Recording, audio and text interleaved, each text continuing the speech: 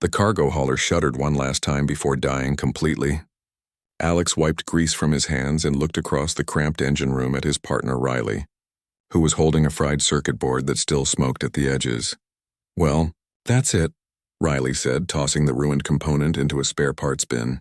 "Main drive is completely shot. We're not going anywhere until we get replacement parts." Alex pushed himself out from under the engine housing and sat on the metal floor. Through the small porthole, he could see the dark bulk of Mining Station 7 Alpha, hanging in space like a dead whale. They had managed to limp here after the engine started failing 3 days ago, but now they were truly stuck. "How long do you think before someone comes looking for us?" Alex asked. Riley checked the communication panel and shook her head. "Next scheduled cargo run through this sector isn't for 2 months. We missed our check-in window, but Control will just assume we're running late. They won't start worrying for at least 3 weeks." The mining station looked abandoned from the outside, but their sensors had picked up life support systems still running. The automated docking system had guided them in smoothly enough. Maybe there would be someone there who could help, or at least some spare parts they could use.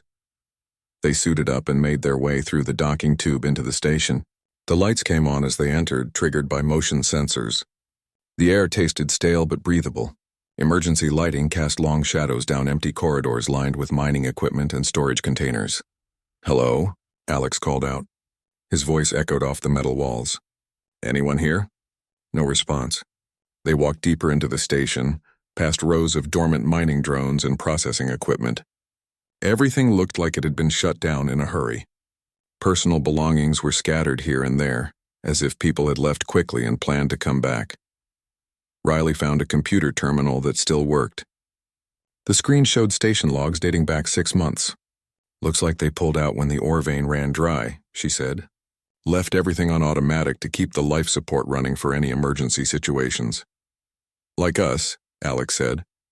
They spent the next few hours exploring the station and taking inventory of anything useful. The machine shop had some basic tools and components, but nothing that would fix their main drive. The food stores were mostly empty except for some emergency rations and water recycling tablets. Alex was checking a storage room in the lower level when he heard a strange sound. It was soft, like a whimper or cry. He stopped moving and listened carefully. There it was again, coming from somewhere behind the storage containers. "Riley," he called softly. "Come down here. I think there's something alive in this room." Riley arrived with a portable light. They moved the storage containers aside carefully, not wanting to frighten whatever was hiding back there. Behind the last container, they found a small access tunnel that led to the station's maintenance systems. The whimpering sound came from inside the tunnel. Alex got down on his hands and knees and shined his light into the opening. About 10 feet back, 2 large golden eyes reflected the light back at him. The creature flinched and tried to press itself further back into the tunnel. "Hey there," Alex said gently. "It's okay. We're not going to hurt you." The creature was about the size of a house cat, but it looked like a tiny dragon. Its scales were a deep green color that shimmered in the light. It had 4 legs, a long tail, and what should have been wings, but something was wrong with them. They were twisted and malformed, hanging uselessly at its sides. "Oh, you poor little thing," Riley whispered, crouching down beside Alex. "Look at those wings. It can't fly at all." The creature watched them warily, but it was clearly weak and hungry. Its ribs showed through its scales, and it moved slowly as if every motion caused pain. "How did you get here, little one?" Alex asked. He reached slowly into his pack and pulled out one of their emergency food bars. He broke off a small piece and held it out toward the tunnel opening. The creature's nostrils flared as it caught the scent of food. Very carefully, it crept forward a few inches, then stopped. Alex set the food down and moved his hand back. After a long moment, the creature darted forward, grabbed the food, and retreated to eat it. "Dragon species," Riley said quietly. "Never seen one this small before. They're supposed to be proud creatures, very intelligent. The Federation has several dragon species as member races." Alex broke off another piece of food and set it down, this time a little closer to the tunnel entrance. Again, the creature came forward to get it. This time it didn't retreat as far back. "Someone abandoned it here," Alex said. "Left it to die because of its disability." Riley's face hardened. "That's horrible. No wonder it's afraid." They spent the next hour coaxing the little dragon out of the tunnel with small bits of food and patient, gentle words. Finally, it emerged completely and allowed them to get a good look at it. The wing deformity was severe, the bones clearly malformed from birth. The creature would never be able to fly, but its golden eyes were bright and intelligent, and despite its fear, it seemed curious about these strange beings who offered food and spoke in soft voices. "We can't just leave it here," Alex said. Riley nodded. "The next mining crew won't be back for years, if ever. It would starve long before then." Alex reached out very slowly and let the dragon sniff his hand. After a moment, it allowed him to gently stroke its head. Its scales were warm and smooth, and it made a soft rumbling sound that might have been contentment. "We'll take care of you," Alex promised the little creature. "Find a way to help you get strong again." Riley was already thinking practically. "We'll need to set up a proper living space for it, and figure out what it needs to eat. Dragons are usually carnivores, but this little one seems to like our food bars." The dragon looked up at them with those intelligent golden eyes, and for the first time since they had found it, it didn't seem afraid. Alex had the strange feeling that it understood more of what they were saying than a simple animal should. "We're going to be here for a while anyway," he said. "Might as well make the best of it." Neither of them noticed the tiny camera mounted high on the wall, its red recording light blinking steadily in the shadows. 3 days had passed since they found the little dragon, and Alex was amazed at how quickly it had begun to trust them. The creature now followed them around the station, its claws clicking on the metal floors as it walked. Riley had taken to calling it Ember because of the way its green scales seemed to glow with inner fire when the light hit them just right. Ember's appetite had returned with a vengeance. The food bars were helping, but Alex could tell the dragon needed something more substantial. He had found some protein paste in the station's emergency supplies that seemed to agree with Ember better. The little dragon would eat it eagerly, then curl up near their feet for warmth while they worked. Riley was in the machine shop, bent over a workbench covered with salvaged materials. She had been working on something for the past 2 days, muttering to herself and occasionally cursing when something didn't fit right. "Hand me that support strut," she said without looking up.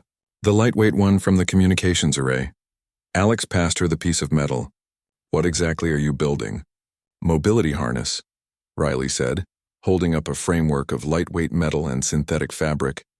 "Ember's wings don't work, but that doesn't mean we can't help with movement and balance." The harness looked like a vest with additional support structures that would wrap around Ember's damaged wings and connect to a padded chest piece. Riley had even added small handles on the sides. "The idea is to give support to the wing muscles and take some weight off the back legs," Riley explained. "Plus, if Ember gets tired, we can help with the handles without having to grab onto those delicate wings." Ember was sitting nearby, watching the proceedings with obvious interest. The dragon had proven to be remarkably intelligent, seeming to understand that the humans were trying to help. Sometimes Alex caught Ember watching their lips when they spoke, as if trying to understand their language. "Will it even let us put it on?" Alex asked. "Only one way to find out." Riley held up the finished harness. "Come here, Ember, let's try this on." To Alex's surprise, Ember walked right over and sat down in front of Riley. The dragon held perfectly still as Riley carefully fitted the harness around its body, adjusting straps and checking that nothing pinched or rubbed wrong. When it was properly fitted, Ember stood up and took a few experimental steps. The harness supported the damaged wings and seemed to make walking easier. Ember's tail swished back and forth in what looked like pleasure. "It likes it," Alex said. "More than that," Riley said, watching carefully. "Look at how it's moving now. The harness is distributing the weight better." Ember's not favoring the left side anymore. Over the following days, they established a routine. Mornings were spent checking Ember's health and making sure the harness fit properly. Alex had found an old medical scanner that could detect basic biological functions. Ember's heart rate and temperature were stabilizing, and the dragon was definitely gaining weight. Afternoons were for exploration and exercise. With the harness providing support, Ember could move around the station much more easily. The dragon seemed fascinated by everything, investigating storage rooms and crawling through maintenance tunnels that were too small for the humans. Riley had rigged up some simple toys from spare parts. Ember particularly enjoyed chasing a ball made from wrapped cables, pouncing on it with obvious delight. The dragon's hunting instincts were strong, and Alex found himself laughing as Ember stalked the ball with the same intensity a wild predator might show hunting prey. Evenings were for bonding time. Ember had claimed a spot between their sleeping bags and would curl up there every night. The dragon seemed to enjoy being gently stroked, especially around the head and neck. Alex discovered that if he scratched just behind Ember's small horns, the dragon would make that soft rumbling sound that seemed to indicate contentment. "You know what I think?" Alex said one evening as Ember dozed between them. "I think Ember understands more of what we say than we realize." Riley looked up from the tablet where she was sketching modifications to the harness. "What makes you say that?" "Watch this." Alex looked down at the dragon. "Ember, are you hungry?" Ember immediately lifted its head and looked toward the corner where they kept the food supplies. Then it looked back at Alex with an expectant expression. "Could be coincidence," Riley said, but she looked interested. "Ember, show Riley your favorite toy." Ember got up, walked over to the cable ball, and pushed it toward Riley with its nose. Riley stared. "That's not coincidence. That's language comprehension." Alex nodded. "I've been testing it for the past 2 days. Ember knows at least a dozen words now, maybe more." "Watch this. Ember, go to the toolbox." The dragon immediately trotted over to the red toolbox and sat down beside it, looking back at them as if waiting for the next instruction. "Incredible," Riley breathed. "The learning curve is amazing. Most animals take weeks or months to make those kinds of associations. Dragons are supposed to be highly intelligent," Alex said. "Maybe Ember's just showing us what the species is really capable of when given the chance." They began incorporating simple training into their daily routine. Ember learned to respond to basic commands and even seemed to understand simple questions. The dragon's problem-solving abilities were remarkable. When they accidentally dropped a tool down a narrow gap, Ember figured out how to retrieve it using its tail as a hook. But what impressed Alex most was Ember's emotional intelligence. When Riley injured her hand on a sharp piece of metal, Ember immediately went to her side and made soft, worried sounds.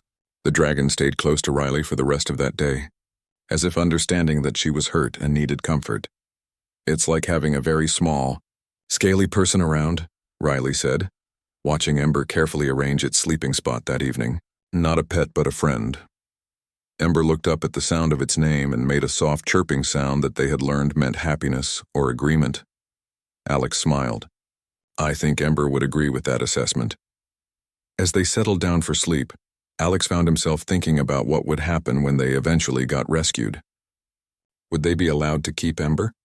Would anyone even want a disabled dragon? The thought of having to leave Ember behind made his chest tight with worry. Ember seemed to sense his mood and pressed closer against his leg, offering the same kind of comfort the dragon had given Riley earlier. Alex gently stroked the smooth scales and made a silent promise that whatever happened, he would make sure Ember was safe and cared for. Somewhere in the station's computer system, video files were being automatically uploaded to a distant Federation server, adding to a growing collection that someone was watching with great interest. Admiral Kalen's massive claws clicked against the surface of his private viewing screen as he watched the humans tend to the small dragon. His golden reptilian eyes, so similar to those of the creature on the screen, tracked every movement with intense focus. The bridge of his command ship was quiet, except for the soft hum of life support systems and the occasional beep from monitoring stations. The Admiral's aide, Commander Vale, stood at attention nearby. She had been waiting for over an hour for Kalen to acknowledge her presence. But the Admiral remained absorbed in the surveillance footage from Mining Station 7 Alpha. On the screen, the human named Alex was teaching the dragon to fetch small objects.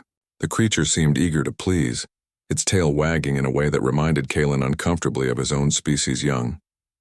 What disturbed him more was how carefully the humans handled the disabled offspring, never showing the disgust or impatience that would be expected from any civilized being. "Sir," Vale finally ventured, "the fleet commanders are waiting for your briefing on the border patrol assignments." Kalen didn't look away from the screen. "Postpone it." Vale's scales shifted to a slightly darker shade indicating confusion. "Sir, may I ask what is so important about this routine surveillance?" Kalen paused the feed and finally turned to face his aide. His own scales had unconsciously shifted to the deep blue-green that indicated deep thought among his people. "Tell me, Commander, what would your family have done if you had been born with deformed wings?" The question caught Vale off guard. In their culture, it wasn't something one discussed openly. "Sir, According to tradition, I would have been taken to a quiet place and allowed to die with dignity. It would have been the merciful choice. Yes, Kalen said slowly, the merciful choice. We do not allow suffering. We do not waste resources on the defective. It is our way. He turned back to the screen and restarted the footage. The human called Riley was adjusting the mobility harness she had built for the dragon, making sure it fit properly. The dragon submitted to the handling with complete trust, even seeming to enjoy the attention. These humans found my offspring 3 weeks ago, Kalen said quietly. Vale's scales went pale with shock. Sir, your offspring? Kalen's own scales darkened with what might have been shame or anger. 6 months ago, when the mining contract ended, I ordered the station evacuated. My youngest had been born with the wing deformity. According to our laws and customs, it should have been ended quickly and cleanly. But he paused, his claws clicking again. I told myself I was being merciful. I left the offspring on the station with enough food for a few days. A quiet death, alone but without pain. On the screen, the dragon was playing with the cable ball, pouncing and rolling with obvious joy. Its malformed wings didn't seem to slow it down at all with the support harness the humans had built. Instead of dying, it survived for months, Kalen continued, hiding, scavenging, growing thin and weak but refusing to give up. And then these humans found it. Vale watched the screen with growing amazement. They're treating it like a family member. Worse, Kalen said, his voice rough. They're treating it like it has value. Like its life matters despite its deficiency. The footage showed Alex teaching the dragon to understand spoken commands. The little creature's intelligence was obvious, its responses quick and eager. When it successfully completed a task, both humans showed genuine pleasure and pride in its accomplishment. They don't see it as broken, Kalen realized aloud. They see it as different. Vale shifted uncomfortably. Sir, with respect, humans are known for their unusual emotional responses. They form attachments to things that serve no practical purpose. Their culture is very different from ours. Kalen had been telling himself the same thing for weeks as he watched the surveillance feeds, but the evidence before his eyes was becoming harder to dismiss. The dragon wasn't just surviving under human care, it was thriving. Its movements were stronger, its color brighter, its behavior more confident than Kalen had ever seen from any dragon offspring. Look at how it moves now, he said, pointing at the screen. With that harness device, it's nearly as mobile as a healthy offspring. And see how it responds to them? It's learning faster than young ones with perfect wings. On screen, Riley was showing Ember how to operate a simple mechanical puzzle. The dragon studied the device intently, then used its claws to manipulate the pieces in the correct sequence. When it solved the puzzle, it looked up at Riley with what could only be described as pride. The humans are teaching it, Vale observed, her voice filled with wonder. Not just keeping it alive, but actually educating it. Kalen's scales had shifted to a deep purple, the color of profound internal conflict. In his culture, disabled offspring were seen as a burden, a drain on resources better spent on healthy individuals. The idea of investing time and effort in teaching a defective young one was almost incomprehensible, but the results spoke for themselves. Under human care, his offspring was developing capabilities that no one had imagined possible. The humans had seen potential where his entire species saw only failure. Pull up the long-range sensor data, Kalen ordered. How long before their ship can be repaired? Vale consulted her tablet. According to our intelligence, they need a primary drive coupling. The nearest source would be the trading station at Rigel Point. They would need to request it through official channels, which would take months to process and deliver, Kalen mused. Plenty of time for them to grow more attached to the offspring. He watched as the humans settled down for their evening rest period. The dragon curled up between their sleeping areas, obviously feeling safe and protected. Both humans reached out to gently stroke its scales before settling down to sleep themselves. They've bonded with it, Vale said, stating the obvious. Kalen nodded slowly. And it has bonded with them. Look at its posture, its coloring. That is not a creature living in fear or desperation. That is a young one who feels secure and loved. The words felt strange in his mouth. Love was not something his people typically associated with offspring care. Young ones were raised, educated, and prepared for adult life. But this was something deeper, the kind of emotional attachment that humans were famous for forming with all kinds of creatures. Sir, what are your orders? Vale asked carefully. Kalen stared at the screen for a long moment. His offspring was sleeping peacefully, its breathing slow and steady. The humans had given it something he had been unable to provide, a chance at a real life. "Continue monitoring," he said finally, "and prepare my personal ship for departure. I need to see this situation for myself." Vale's scales flickered with surprise. "Sir, you're going to the station personally?" "Yes." Kalen's claws drummed against the console as he made a decision that would change everything. "It's time I met these remarkable humans who have accomplished what I thought was impossible." As the Admiral prepared to leave his command ship, the surveillance cameras continued their silent watch over the unlikely family that had formed in the depths of space. Soon, the observer would become part of the story he had been watching unfold. The maintenance shaft was deeper than it looked from the top, disappearing into darkness beyond the reach of their flashlights. Alex could hear Ember down there somewhere, making distressed chirping sounds that echoed off the metal walls. The little dragon had been exploring the upper maintenance levels when a support grate had given way under its weight. "How far down?" Riley asked, lying flat on her stomach beside the opening. Alex shined his light down into the shaft. "At least 30 feet, maybe more. I can't see the bottom." He listened carefully to Ember's cries. "But it sounds like it's alive and conscious." Riley ran her hands through her hair, a nervous habit Alex had noticed over their weeks together. "The shaft narrows as it goes down. Even if we had proper rescue equipment, I don't think we could lower anyone down there safely." Alex was already thinking through possible solutions. The maintenance shaft was part of the station's original construction, designed to allow access to the deep power conduits and water recycling systems. It hadn't been built with safety features like emergency ladders or platforms. "What about using the cable from our ship?" he suggested. "I could rappel down there." Riley shook her head immediately. "That cable wasn't designed for human weight. It might hold you going down, but what about coming back up with Ember? You'd be carrying at least 20 extra pounds." Another cry echoed up from the depths, weaker this time. Ember was getting tired or hurt, maybe both. They were running out of time to debate the safest approach. Alex stood up and walked to their supply cache. "Then we improvise. Help me gather every piece of cable, rope, or strong fabric we can find." For the next hour they worked with desperate efficiency. Riley located additional cable in the station's emergency supplies, while Alex tested the strength of various materials they had scavenged.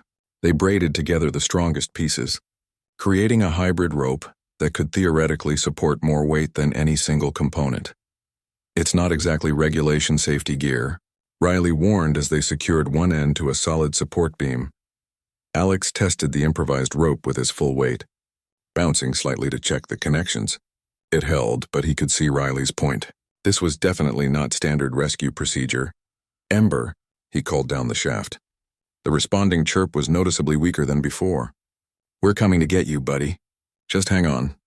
Riley had rigged up their ship's emergency communication system to work as a contact line. She handed Alex a small transmitter that would let them stay in touch during the descent. "I'll monitor from up here and talk you through any problems," she said. "If that rope starts to fail, you climb back up immediately. Ember wouldn't want you to get hurt trying to save it." Alex clipped the transmitter to his collar and swung his legs over the edge of the shaft. The improvised rope felt solid in his hands, but he knew that could change quickly if any of the connections failed. The descent was slow and nerve-wracking. The shaft walls were lined with pipes and electrical conduits that jutted out at odd angles, making it difficult to maintain a straight path down. Alex had to stop several times to untangle the rope or navigate around obstacles. "How's it looking down there?" Riley's voice crackled through the transmitter. "Dark and complicated," Alex replied, playing his flashlight across the maze of equipment around him. "But I can hear Ember getting closer." 20 feet down, the shaft widened slightly into a small chamber where several maintenance tunnels intersected. Alex could see Ember huddled on a narrow ledge, its mobility harness caught on a protruding pipe. The little dragon looked up at him with frightened but hopeful eyes. "There you are," Alex said gently, trying to keep his voice calm despite the precarious situation. "Let's get you out of here." The tricky part was maneuvering close enough to free Ember without putting too much stress on the rope. Alex braced his feet against the pipe assembly and reached out carefully to examine how the harness was caught. One of the support struts had wedged behind a junction box, and the more Ember had struggled, the more firmly it had become trapped. "Riley, I found the problem," he reported. The harness is stuck, but I think I can free it. Ember looks scared but uninjured. Copy that. How's your rope situation? Alex looked up at the thin line disappearing into the darkness above them. Still holding, but I can feel some stretch in the connections. We need to work fast. Freeing Ember required careful coordination. Alex had to support the dragon's weight while manipulating the harness struts to work them loose from the pipe junction. Ember seemed to understand what was happening and held very still, even when the process obviously caused some discomfort. Easy, little one, Alex murmured as he worked. Almost got it. The harness came free suddenly and Alex had to grab quickly to keep Ember from falling. The little dragon scrambled into his arms, pressing close to his chest and making soft sounds of relief. Got it, Alex reported, starting back up now. The ascent was much harder than the descent had been. With Ember's additional weight, Alex had to pull himself up hand over hand, using his feet against the shaft walls for leverage. His shoulders and arms burned with the effort, and he could feel the rope stretching ominously under the increased load. Halfway up, one of the braided connections began to fray. Riley, I've got a problem, Alex said, trying to keep the strain out of his voice. The rope is starting to fail. How bad? Riley's voice was tight with worry. Alex examined the fraying section above his head. Bad enough. I need to move faster, but I don't want to stress it more than necessary. Ember seemed to sense the danger and pressed even closer to Alex's chest, its claws digging into his jacket but careful not to hurt him. The little dragon's trust was absolute, even in this terrifying situation. Alex pushed himself harder, ignoring the burning in his muscles and the increasing stretch in the rope. He could see the opening above them now, Riley's worried face silhouetted against the brighter corridor lighting. Almost there, she called down. Just a few more feet. The rope gave way completely when Alex was still 8 feet from the top. For a heart-stopping moment, he and Ember fell freely through the darkness. Then Riley's hand caught his wrist, her body braced against the shaft opening as she took their full weight. Got you, she grunted, her face red with effort. Can you grab the edge? Alex managed to get his free hand on the rim of the shaft opening, taking some of the weight off Riley's grip. Together, they managed to haul both Alex and Ember to safety, all three of them collapsing in an exhausted heap on the corridor floor. Ember immediately began checking both humans for injuries, nuzzling at their hands and faces with obvious concern. The little dragon seemed to understand that they had risked themselves to save it, and its gratitude was unmistakable. Never again, Riley panted, still lying flat on her back. Next time we're waiting for proper rescue equipment.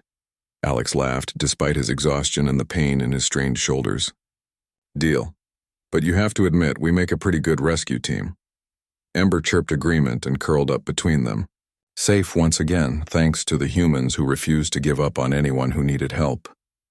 In the station's computer system, the dramatic rescue had been recorded from multiple angles. The footage would soon make its way to a Federation Admiral who was already on his way to see these remarkable humans for himself. The first sign that something had changed was the deep vibration that ran through the station's hull, followed by the mechanical sounds of docking clamps engaging. Alex and Riley exchanged worried glances across the common area where they had been teaching Ember to sort different colored objects. That's not our ship, Riley said, moving to the nearest porthole. Way too big. Alex joined her at the window and felt his stomach drop. The sleek military lines of a Federation cruiser filled their view, its hull bristling with weapon arrays and sensor equipment. Smaller escort ships flanked it like predators surrounding prey. Federation Navy, Alex said quietly. Looks like someone finally noticed we were here. Ember picked up on their tension immediately, moving closer to Alex's legs and making the soft questioning sound they had learned meant concern or confusion. The little dragon had been making remarkable progress with both physical recovery and learning, but now it pressed against Alex as if seeking protection. What do you think they want? Riley asked. We're not doing anything illegal by being here. Before Alex could answer, the station's communication system crackled to life for the first time in months. A deep, measured voice spoke in the careful tones of someone accustomed to command. Human vessel. This is Admiral Kalen of the Federation Navy. Request permission to board for inspection and discussion. Riley looked at Alex with raised eyebrows. Well, we can't exactly say no to a Federation Admiral. Alex activated the communication panel. Permission granted, Admiral. We'll meet you at Docking Bay 3. As they prepared to greet their unexpected visitors, Ember followed them closely. staying within arm's reach at all times. The little dragon seemed to sense that something important was happening, its golden eyes alert and watchful. The airlock cycled with military precision, and Admiral Kalen stepped through flanked by 2 junior officers. Alex's first impression was of massive size and barely contained power. The Admiral stood nearly 8 feet tall, his reptilian features sharp and intelligent. His scales were a deep blue-green that shifted subtly in the station's lighting, and his golden eyes were startlingly similar to Ember's. But what surprised Alex most was the way those predatory eyes immediately sought out and focused on the small dragon at his feet. For a moment, the Admiral's carefully controlled expression showed something that might have been recognition or longing. "Admiral," Alex said formally, "welcome aboard Mining Station 7 Alpha. I'm Alex, and this is my partner Riley." Kalen barely acknowledged the introduction, his attention entirely fixed on Ember. The little dragon had gone very still. Its head tilted as it studied the massive Federation officer. Something passed between them, a moment of recognition that made Alex's chest tight with sudden understanding. "Interesting companion you have acquired," Kalen said carefully, his voice neutral but his eyes intense. Riley stepped forward slightly, unconsciously protective. "Ember is part of our crew now. We found it abandoned here when we arrived." "Abandoned," the Admiral repeated, and there was something in his tone that made Alex pay closer attention. "An unfortunate situation. Tell me, how has it adapted to your care?" The question seemed loaded with meaning beyond its surface words. Alex glanced at Riley, who gave him a small nod of encouragement. "Ember has thrived," Alex said honestly. "Physically stronger, mentally engaged, emotionally stable. The mobility harness Riley built has given it almost complete freedom of movement despite the wing condition." Kalen's scales shifted to a darker shade. "You built mobility assistance for a disabled dragon?" "Of course," Riley said, sounding surprised by the question. "Ember needed help, so we figured out how to provide it. The harness was just basic engineering." One of the Admiral's officers made a soft sound that might have been surprise or disbelief. Kalen silenced him with a look before turning back to the humans. "And you have been training it?" Alex nodded. "Ember is incredibly intelligent. Language comprehension, problem-solving, emotional intelligence, all far beyond what we expected. It's been as much teaching us as learning from us." As if summoned by the conversation, Ember moved away from Alex's side and approached the Admiral directly. The little dragon stopped just out of arm's reach and made a soft, complex sound. Not quite a chirp or a growl, but something that carried obvious meaning. Kalen's entire posture changed.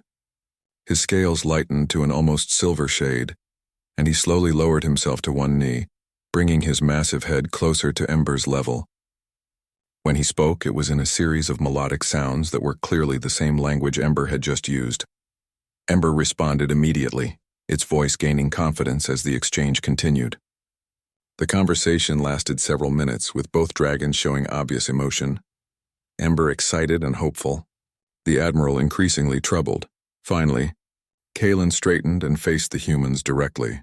When he spoke, his voice carried the weight of profound revelation. "This dragon is my offspring," he said simply. "6 months ago I brought it to this station to die." The words hit Alex like a physical blow. Riley made a sharp sound of intake breath, her face going pale with shock and anger. "You left your own child here to die?" Riley's voice was tight with controlled fury. "Because of the wing deformity?" Kalen's scales darkened with what might have been shame. "In our culture it is considered merciful. A quick, clean death rather than a lifetime of suffering and burden. I told myself I was being kind." "Kind?" Alex stepped protectively in front of Ember, his own anger rising. "You abandoned a baby to starve alone in the dark. How is that kind?" The Admiral's officers shifted uncomfortably, their hands moving instinctively toward their weapons. But Kalen raised one massive hand to stop them. "You have every right to be angry," he said quietly. "I have watched the surveillance footage for weeks now. I have seen what you have accomplished with my offspring. What I believed was impossible." Ember moved around Alex's legs and approached its father again, this time with obvious determination. The little dragon spoke in its own language, the sounds carrying clear emotion despite being incomprehensible to the humans. Kalen listened, his expression growing more troubled with each exchange. "What is Ember saying?" Riley demanded. Kalen was quiet for a long moment before answering. It is telling me about its life here, about the harness you built, the games you play, the words you have taught it. It is asking why I left it alone, and why I thought it could not have a good life. Alex felt his anger shift into something deeper and sadder. And what are you telling it? That I was wrong, Kaylin said simply. That I failed as a parent because I saw only disability where you saw potential. That I condemned my own child to death because I lacked the vision and compassion that two strangers showed without hesitation. Ember made a series of soft sounds, and Kaylin responded in kind. The exchange seemed gentler now, less confrontational. When it ended, Ember returned to Alex's side but continued watching its father with those intelligent golden eyes. My offspring has forgiven me, Kaylin said, wonder evident in his voice. Despite everything, it bears no anger for my abandonment. But it has also made something else very clear. What? Riley asked.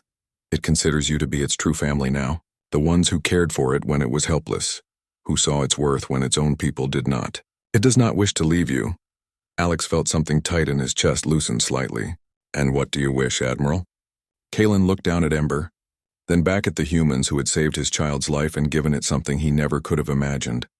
A chance to thrive exactly as it was. I wish to make amends for my failure, he said formally. And to learn from beings who understood what I could not. Riley crossed her arms, still angry but listening.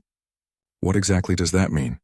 It means, Kaylin said slowly, that I would like to ask if you would consider keeping my offspring permanently.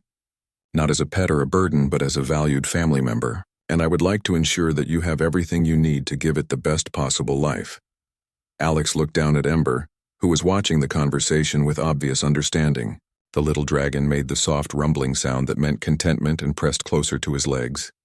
Ember belongs with us, Alex said firmly, not because you're giving permission, but because that's what it wants and what we want. It's our family now, Kaylin nodded slowly. Yes, I see that clearly. My offspring has found something with you that our entire civilization failed to provide. Acceptance and love without conditions. The Admiral turned to his officers. Commander Vale, arrange for a full engine replacement for their vessel. The best available, not standard Federation issue. Also, I want a formal apology entered into the record for the abandonment of a Federation citizen, regardless of age or disability status. One of the officers stepped forward. Sir, our regulations regarding defective offspring are about to change, Kaylin interrupted, his voice carrying absolute authority. Starting with this case and extending throughout the Federation. No more will we discard our young because they fail to meet arbitrary standards of perfection. He looked back at Alex and Riley, his expression serious but hopeful. I cannot undo my failure as a parent, but perhaps I can ensure that what you have accomplished here becomes the beginning of something larger. Would you be willing to help me show the Federation what you have shown me? Alex and Riley exchanged a look, and Alex could see that they were thinking the same thing. This was bigger than just Ember now. This was about changing how an entire galactic civilization treated its most vulnerable members. We'll help, Riley said firmly. But Ember stays with us always. Always, Kaylin agreed. And perhaps I might be allowed to visit sometimes. To learn more about being a proper parent to a child I never truly understood. Ember chirped happily and trotted over to its father, rubbing against one of his massive legs in obvious affection. Despite everything, the little dragon was willing to rebuild the relationship that had been broken from the start. Alex watched the reunion with mixed emotions. Joy for Ember, hope for the future, and a deep satisfaction in knowing that sometimes doing the right thing really could change the world. 2 months later, Alex watched Ember demonstrate the new mobility harness to a group of Federation scientists aboard the research station.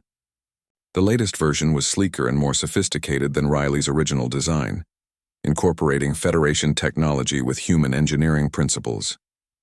Ember moved with confidence and grace, showing off climbing techniques and precision movements that would have been impossible with the old harness. The scientists took detailed notes and recordings, asking endless questions about materials, design philosophy, and adaptation techniques. Riley answered most of them, her expertise now recognized throughout the Federation as groundbreaking work in adaptive technology. The key principle, Riley explained to the gathered researchers, is working with the individual's existing capabilities rather than trying to fix what we perceive as broken. Ember's wings don't work for flight, but they're still functional for balance and communication. The harness supports without replacing. Admiral Kalen stood at the back of the group, his attention split between the technical demonstration and his offspring's obvious pride in performing for the audience. The change in the Admiral over the past 2 months had been remarkable. He had thrown himself into learning everything he could about disability accommodation and adaptive technology, becoming an unexpected advocate for systemic change throughout the Federation. Questions from the audience? Riley asked, wrapping up her presentation. A Centauri researcher raised a tentacle. What about emotional adaptation? How do you address the psychological impact of disability in young beings? Alex stepped forward for this part. You don't treat it as a psychological problem to be solved. Ember's emotional health comes from being valued and included, not from being made to feel normal. The harness isn't about making it like other dragons. It's about helping it be the best version of itself. Ember chirped agreement and performed a complex maneuver that combined climbing, gliding, and precise object manipulation. The watching scientists murmured appreciatively, and several made additional notes about the dragon's problem-solving abilities. After the formal presentation ended, Kalen approached Alex and Riley while Ember played with some young Federation officers who had been serving as demonstration assistants. The Federation Council has approved the new protocols, Kalen reported. No more abandonment of disabled offspring, mandatory support services for families with special needs children, and funding for research into adaptive technologies based on your work here. Riley smiled, watching Ember teach one of the officers how to solve a puzzle box. That's wonderful news. How are the member species responding? Mixed reactions as expected, Kalen admitted.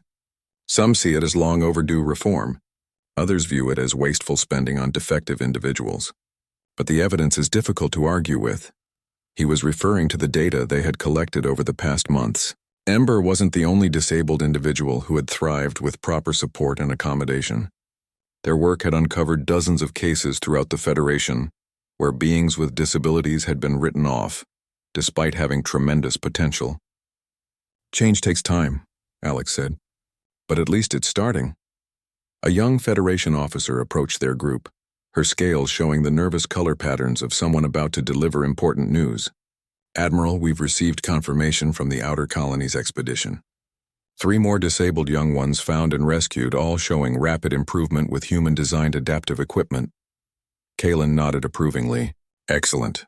Make sure the families receive full support packages and counseling, and arrange for follow-up visits to monitor progress. The officer departed, and Kalen turned back to Alex and Riley.